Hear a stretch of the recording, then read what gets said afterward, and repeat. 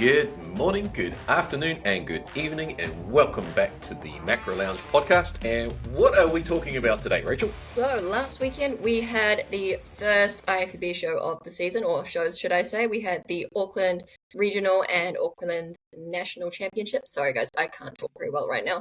Prep brain is prep braining. But yes, we had Auckland Champs, 2 shows, regional and national. There was a lot of crossover of athletes, but we are going to do a little brief rundown on our thoughts. I wasn't actually there, so it's actually mostly going to be Chris's thoughts. Lord help us all. Yes, you let me fly solo. I felt very, very alone. Too many sparkles to make. Oh, that's understandable. You do have a lot of sparkles to make. You had a lot of sparkles up on stage too. I did keep checking it. I did keep checking in with you. Is this one of yours? Did have a few, so that was good. But overall, how did we find the show, Chris? Because you were there in person. I was indeed. I was tucked in there, a few rows back from the judges, hiding from them in case anybody saw me. It was actually being antisocial. Well, that's my middle name. That's why I do a podcast. I don't have to talk to real people. That's true. Actually, no. For a couple of years now, they've used the same venue, Glenfield College. It's a good size for a regional show. Like, there was a good crowd there for, like most things, it starts off great, and then by the time you get to the end of the show, you turn around and go, where is everybody? But the lighting's really good. Like, the kids who run that from the school, they do the lighting and everything there. They're really, really good at doing the lighting and sound, making sure the atmosphere is really good. It ran really smoothly. It was one of the things I've always liked about, the head judge, Fawad Hardy's judging style is he's pretty crisp and doesn't mess around. So runs a very efficient ship, shall we say. So the vibe was good, crowd was good, and that was through both shows. They did swap out in between. But yeah, as they say, good show's a quick show. And the good thing was, I think it's the largest Auckland, the actual natural show was bigger than the regional open show, which I thought was really, really quite interesting. Particularly in the female classes, there were a lot more, and you could see the difference. Like in the female classes, you didn't really see a huge difference in quality between the natural and the open. The guys was a little bit of a different story. A little bit more size and conditioning, I assume? Yeah, we'll go with that. Okay. All right. Well, no, I actually did notice the lighting was really good because I have seen some of the stage shots are already out, and so a few athletes have been posting it, and they do look really, really good. So yeah, kudos for the lighting. It looked really good. So let's just go through a couple of the classes. We're not going to announce like every single class and name. We're going to be a little bit more, concise today, seeing as we've got 2 shows to cover. So did we have any standouts? Because Figure was up first, or the natural show. There was a couple of good standouts, different looks. They didn't actually do an overall figure, which I thought was probably because of the numbers. Wasn't big. But you had a couple of good looks there. Alicia Edders-Kent, I think, took out the novice A, also open A. She had a really, really good look, good conditioning. And then you had Victoria Wu, who was also in the Masters, who took that out. And she came, I think she was second in the open class. Really good shape and symmetry. But it was very, very quick. As I said, there weren't a lot of athletes in there. And then they went straight from that into wellness. Again, wellness in the natural side, there were 2 standouts in that. The Class A being Corey Keedle, who I thought's conditioning looked great. It had come on massively since we saw her at the posing workshop we did, was that 4 weeks ago? She looked really, really, really good. And definitely you could see still had more in the tank for nationals, which is still, 4 or 5 weeks away. And then in the open Class B, there was also Holly Kenyon-son who took that out. And again, I thought she hadn't been up on stage for a while. I think it's been a couple of years. She's actually had a child since last time she was on stage. Well, there you go. That would explain that. But she looked great. So yeah, how cool. Yep. Shout out to the mamas out there. She looked amazing. Again, still conditioning-wise, has still got stuff left in the tank for nationals. She just really needs to bring her lower body, still needs to be tighter to show off the muscle mass that she's developed in her legs. But you're not expecting them to be 100%. At this stage. Then we rocked into the next class up. Was they've switched the naming of the no longer called first timers. It's called true novice, which technically by the letter of the rules is supposed to be you have never competed before anywhere. So they usually just go by not an IFBB. Good solid lineup there. I thought there were 8 competitors all across in that class. The winner of that was Catherine DeMeo, who I thought presented a really strong package for a first timer. Wonderful sparkles. I believe she's coached by Rochelle. And yes, she did get her suit with me. I'm not just saying that because she got a suit from you. Good spotting. Thank you very much. But no, I believe she is coached by Rochelle, so well done to Rochelle as well for having some amazing athletes on stage. She did very well. And then in second was Marcia Stanic. And that was a really competitive class, to be fair, right across the board. There was, the top 3 or 4 could have easily switched places. And it was fairly obvious. A lot of people sort of put into, are already saying, oh, are the judges looking for this now? Are the judges looking for that? And this is not a class to sort of say that. It's like the judges are judging on what's in front of them because they don't have any heights or anything in this one. It's just who's been first timers. And then we had juniors, probably one of the standouts of the shows, or one that I was looking forward to seeing the most. This is one of Jordan Earl's clients, is Tui Jones. That woman's a freak. She's very young, but she has got I said to Jordan, I said, with her lines and symmetry and balance, I mean, she got a front pose that's just like off the charts because she really rotates her whole. She got such beautifully wide shoulders, and she really brings those all around. It was pretty much, she walked out and it was like, okay, thank you. That's that class done. She also went into I don't think she did novice, but she did open as well. And then we had, there were 4 masters category ladies up. Helen Carter took that one out. I thought she looked really, really good. She was probably a bit harder than I thought the judges were going to reward. Last year, the conditioning was a little bit softer. But again, you can't say, oh, they're now rewarding hard, because again, this is the first show of the year, and they're going to reward based on who and what they see at the show. So don't go running around thinking, oh my God, I need to be shredded, because we don't really know yet. We'll sort of get a bit more of an idea as we go through the year. I would say, though, looking at just the photos I've got here, obviously I wasn't there, but it does look closer to the international standard of what we see, even like closer to the pro stage. That is something to bear in mind as well on that one. Yeah, awesome job to Helen. It's been a few years, I think, since she's been on stage as well. She did well. It was an interesting one, that one. I think you could have switched a couple of the places around. One of the girls who was, she won like in novice B, Catherine DeMeo, I thought did really well. She looked amazing. She looked awesome. And then you had a novice C, Marcia Stanisic took that one out, and then the novice D, Muchin Lee took that one out. And they were all very different looks. Like, as I said, Masters, you had Helen was really shredded. I thought Shannon looked great. She's got a really strong front pose. So shout out to Shannon taking second in that one. I know she enjoyed her donuts afterwards because I've seen that posted on social media. And then what do we move on to? The Open Class B was probably the standout athlete for the day, the one that probably most people were looking at. One of Troy's Thornton's clients, Barbara, I get the name wrong, Barbara Del Piaz. I was really looking forward to seeing her on stage, to be fair, because we haven't seen her for a while. She did, like, she sort of, she just sort of exploded onto the scene a few years ago when she took out the South Island Classic, and then Nationals just wasn't quite her. I think she was second, for the pro card for that one, so just missed it. Was that the year that Rochelle won? I think Rochelle won that year. I think it was between her and Rochelle. I think so. From memory. Could be showing my age, I don't remember. And then in Open C was Kathy Sewell took that out. There weren't a lot of the shorter girls, to be fair. Like Class A only had 1 and Class C only had 1. Class D, Tui Jones took that one out, and then Shannon Porter was in second. That was kind of like, as I said, Tui was probably, well, when you get to the overall, you had the overall was essentially between Tui and Barbara, and you had very, very different looks. Like Barbara was peeled, and I was really interested to see which way forward in particular was going to lean, because Tui was a lot softer, a lot fuller, and probably a lot more similar to what we've been seeing taking out the overalls in New Zealand for the last couple of years, whereas Barbara was on. She was shredded. She was hard. I thought it looked like it was a tough decision, to be fair, watching the judging panel, because you had 2 very, very different looks. And you could argue that Barbara was better conditioned. You could also argue that she was over-conditioned, because when she was walking to the front, you could see separation in the quads. You could see vascularity through the core, the abdominal region.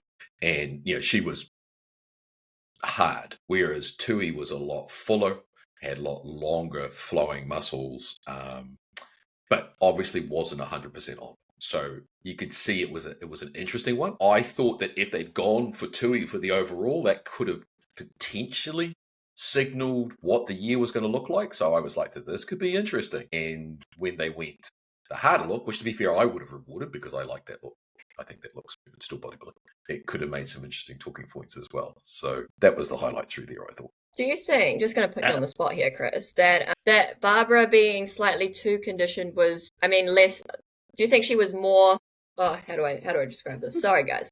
Do you think that her level of too much conditioning was more than Tui's level of not quite conditioned enough, if that makes sense? So let's say we've got the middle point of perfect. Who do you think was further away from that line? To be fair, I would say Barbara was further away from the center. I don't know if where does she go from there? Like, she can't get more conditioned, right? Because she's going to be too conditioned. So does she get softer and run the risk of being too soft or losing what makes her, which she's got amazing glutes and amazing, like her structure is just like, she's South American, so that's kind of a PED unto itself. It's cheating. It's like that should be a separate class. And then where Tui, clearly with a little better conditioning, she's got more room to improve and probably more room for the judges to go, oh. And I always think that when you come into nationals, you don't want to come into nationals looking the same as you did at regional.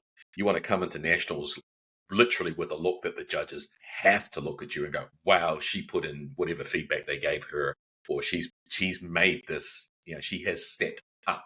And I think that is going to be interesting come nationals to see. Right now, you could argue for a show of the year, Barbara's the front runner, right? So does she get better? Does she stay the same? Or does she get surpassed by another girl coming through? This will make nationals interesting because you had two very, very different looks. So that's what it is. So, yeah, we do have a couple of very interesting athletes coming through as well in the following shows because this is only the first show of the season, which is crazy. Yeah, that's the thing. It was only the first show of the season. It was like, damn, these girls were stepping up. That's it. The conditioning was next level. What do we have after that? We had Fit Model, first time in New Zealand. So that was really quite exciting. I know this was I was very interested to see how this was going to go.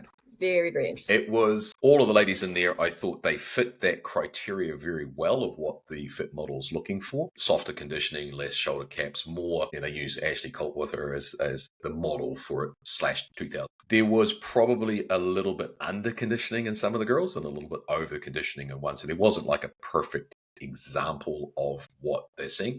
But to be fair, when we look at the international scene, what we're seeing from the US and Europe and all that sort of stuff with the same thing, first year, sometimes you're getting this and then sometimes you're getting this. And it's like every show seems to be different. So it's going to take time to get that class right. And like bikini when it first started, it took a few years to find its feet. And wellness is going through the same thing at the moment. So there weren't a lot of ladies there. In Masters, there were 2. Class A, there was 1. Alice Lai. B, there was 1. And Class C, there were 2. And Dana Cornwell took out Class C and the overall for that one.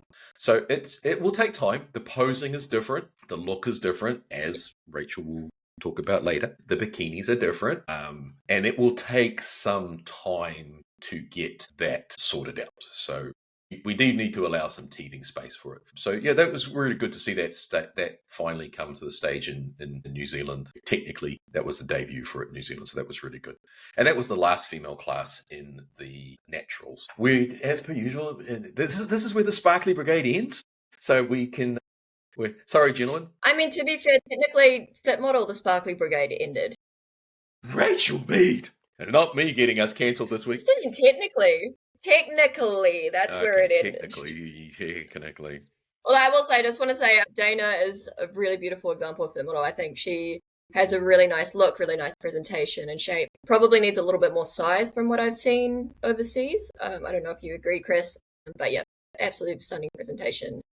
Yeah, I think I kind of thought they were going to lead towards Jia Yao, who was the Open Class B winner, number 28.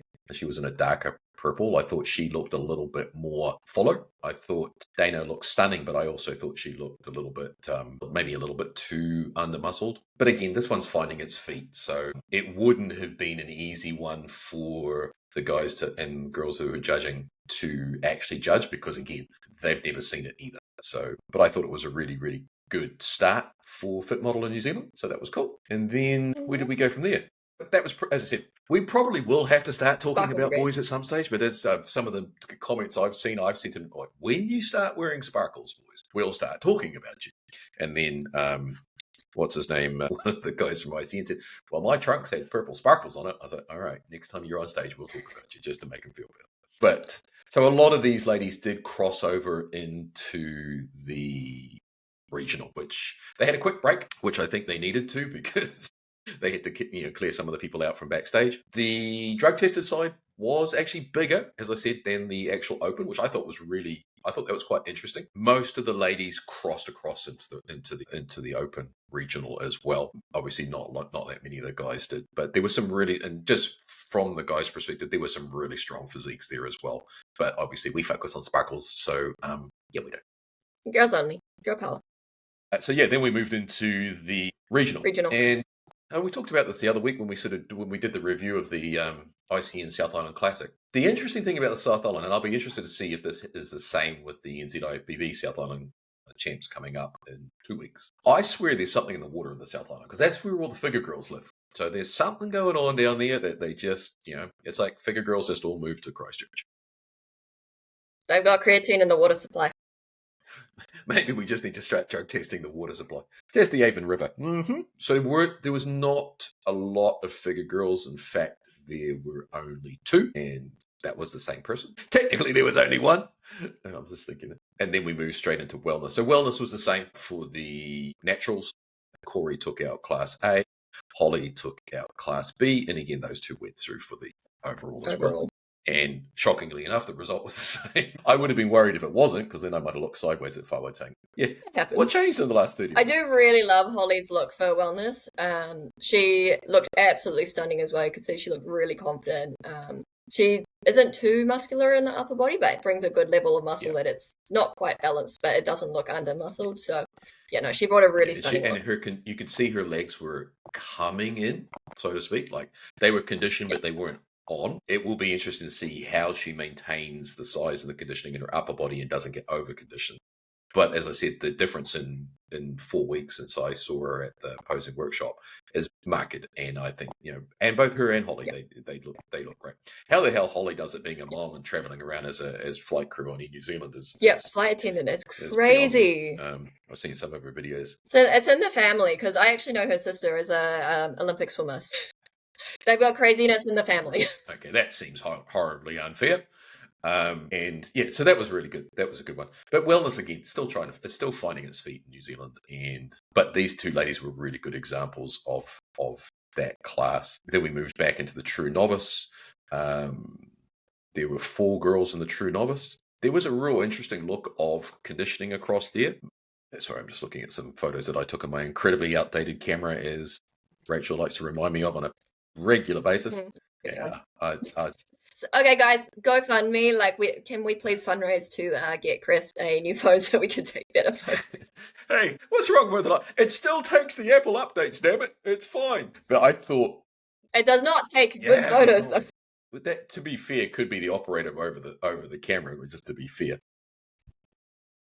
That's true. Interesting one. This one, Melanie Oxborough took this one out over, I am going to get this wrong, and I've met her several times, so she's going to slap me. Joya? Hey!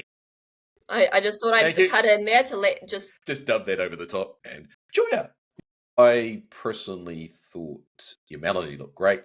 Joya I felt was over-conditioned. She's got a really good structure, nice white shoulders, really narrow hips, but I think she was over-dieted. She looked over-dieted through the face. She didn't look. I think she needed to be a little bit softer, just a look maybe fuller, whether that's from water, from sodium, from carbohydrates.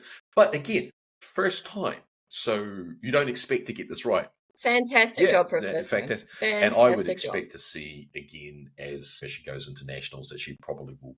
I imagine that's the feedback that she's going to get from the judges. As I said, structure-wise, gorgeous, very good future. But she's not a big girl. I mean, she's tall, but she's very slight. Similar structure to me. She's actually even probably more petite than I am, and I'm relatively petite for a small person. So but I mean, first time, absolutely amazing job by Joya.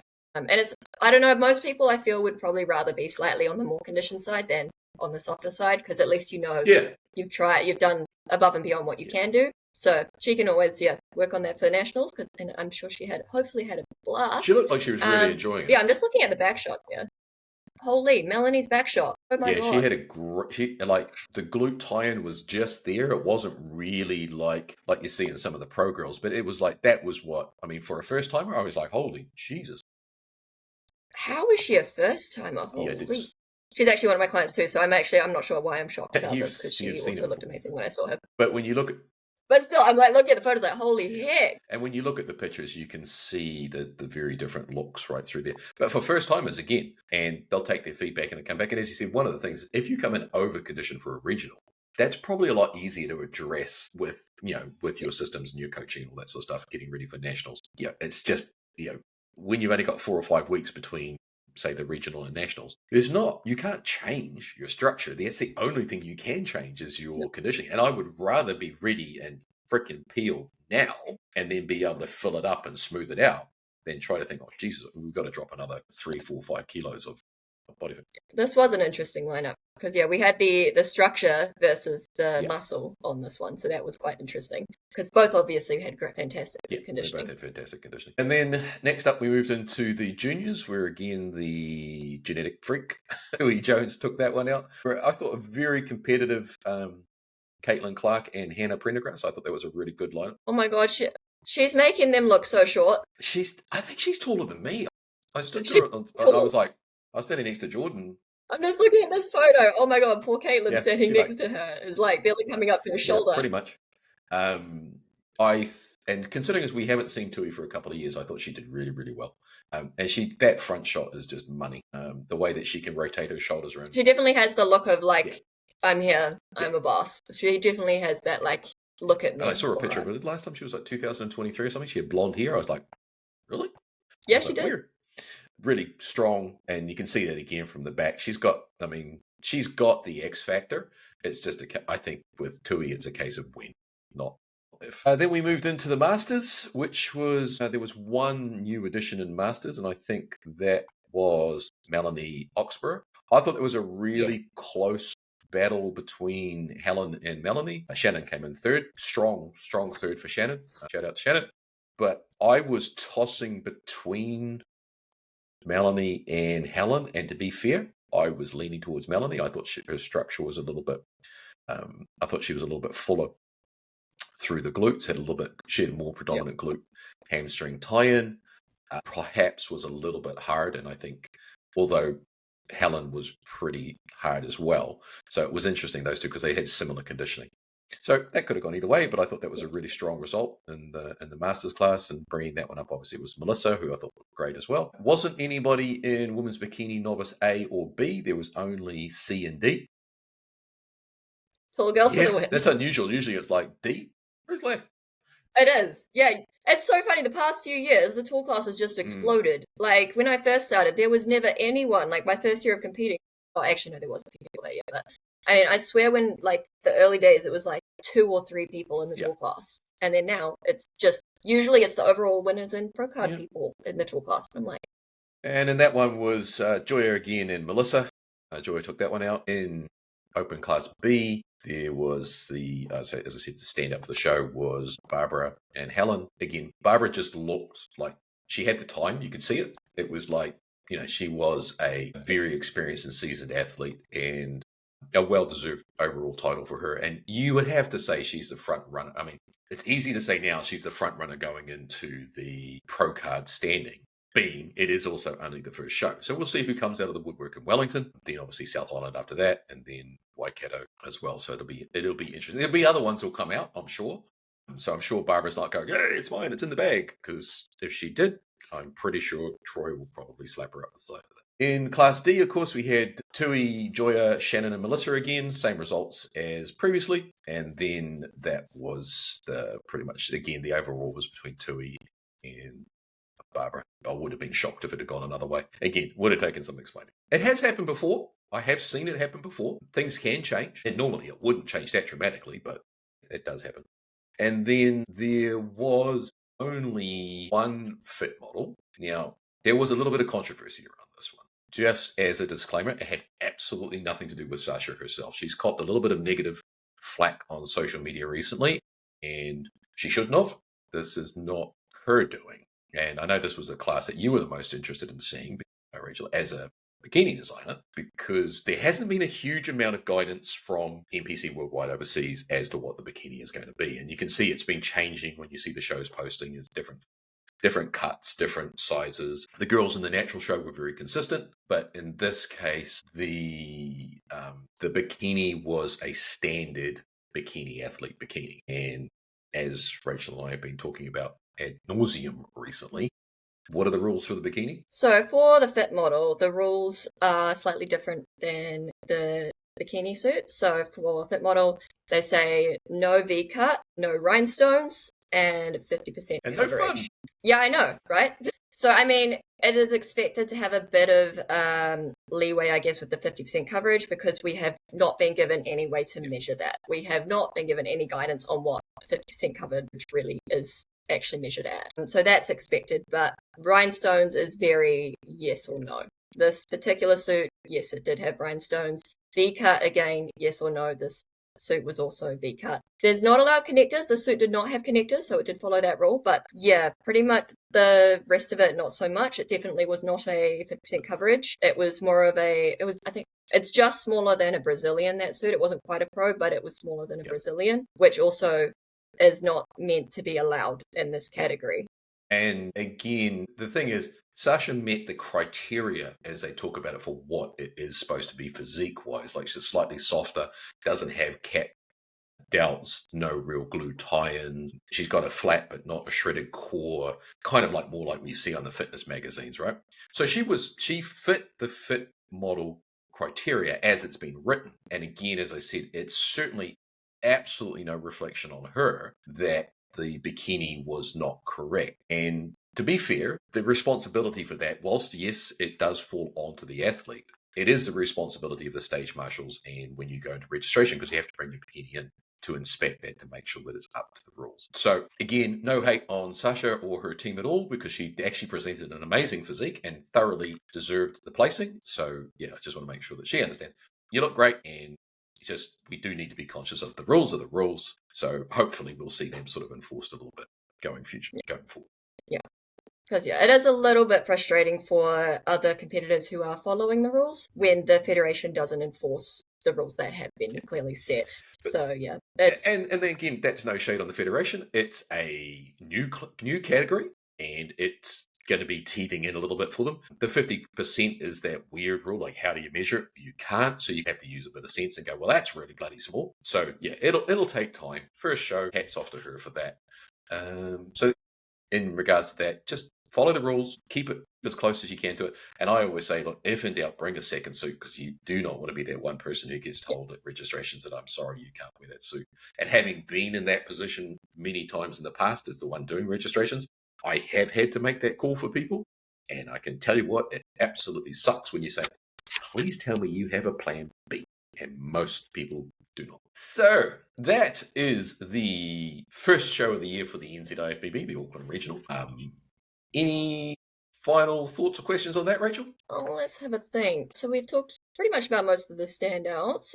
Is there any overall feedback for, like, as a general, this is kind of what you saw throughout the show? Yeah, I thought it was interesting seeing the conditioning seemed to be for getting a little bit harder in some of the classes, and I thought that was really interesting, particularly for the female classes in bikini. It appeared that they didn't necessarily reward softer conditioning, which I think they've done in the past. If you were excessively soft, you were penalised. But again, the judges can only judge on what's presented in front of them, right? They've got a standard and criteria.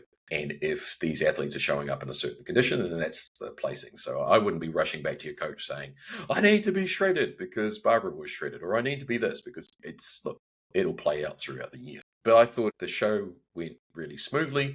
I think there were a few results where I was like, But look, having spent several years on the panel with most of the judges, I still did that even when I was judging. Sometimes I'm like, I disagree.